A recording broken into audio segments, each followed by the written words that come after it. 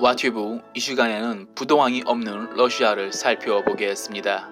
전 세계에서 가장 넓은 국토를 가진 러시아는 오래전부터 한 가지 소원이 있었습니다. 그것은 바로 제대로 된 부동항입니다. 러시아는 전 세계 육지 면적의 8분의 1을 차지하고 동서로 길게 펼쳐진 나라이지만 바다로 가는 길은 너무나 험난합니다. 러시아가 바다로 가는 길이 험난한 이유는 러시아 영토 대부분 북위 60도 위에 있는 동토이기에 항구가 있어도 얼어붙어 항구 기능을 할 수 없습니다. 또한 러시아는 바다로 가는 길이 지정학적으로 호수에 가까운 지형을 하고 있어 좁은 해협을 통과해야 하는 불리함이 있습니다. 그런데도 러시아는 오래전부터 제대로 된 부동항을 갖기 위해 수많은 책략과 전쟁을 벌였다 해도 과언이 아닙니다. 러시아는 부동항을 갖기 위해 스웨덴, 핀란드, 폴란드 등과 계속해서 전쟁했습니다. 하지만 수많은 책략과 전쟁은 결국 실패로 돌아갔지만 엉뚱한 곳에서 부동항을 얻게 됩니다. 그것은 바로 한반도 바로 위에 있는 블라디보스토크 항구입니다.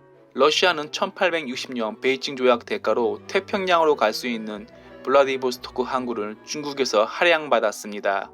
중국으로서는 천추의 된 베이징 조약이지만 러시아는 횡재에 가까운 조약으로 블라디보스토크 항구를 소나기에 넣게 됩니다. 하지만 블라디보스토크 항구도 혹한에는 얼어붙어 완전한 부동항이 아닙니다.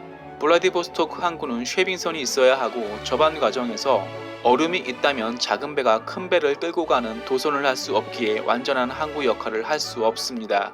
또한 러시아 수도 모스크바와 거리가 너무 멀어 중심 항구 역할을 하기에는 너무 부족합니다. 또 다른 러시아 부동항은 북위 70도에 가깝지만 따뜻한 해류가 들어와 부동항 역할을 할 수 있는 바렌츠의 무르만스크 항구입니다.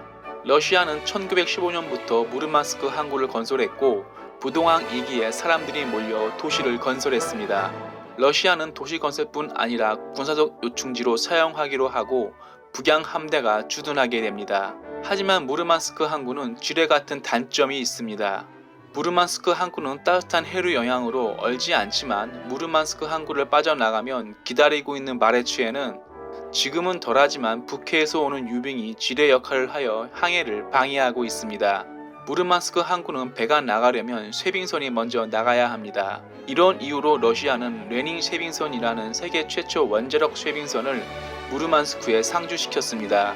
하지만 쉐빙선이 아무리 많이 있어도 넓은 바레체를 커버하기에는 불가능합니다.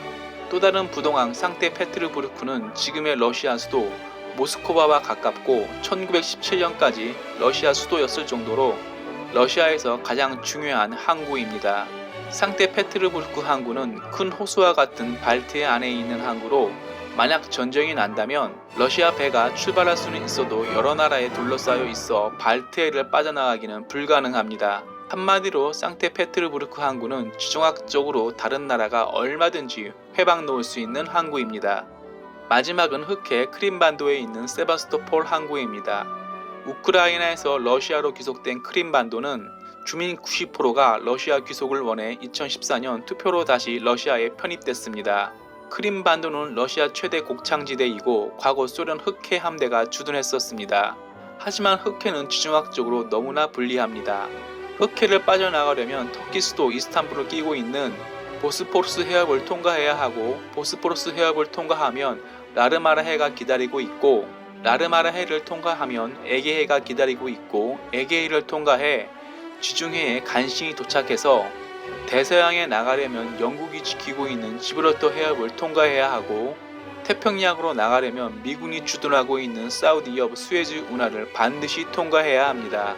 즉 러시아는 전쟁 시 단기간에 승부를 못 보면 바닷길이 막혀 보급을 받을 수 없어 패배할 가능성이 높습니다. 이렇게 러시아는 전세계 육지 면적 8분의 1을 차지하고 있지만 제대로 된 부동항 역할을 할 수 있는 바다는 없습니다. 하지만 러시아는 부동항을 포기하지 않을 것입니다.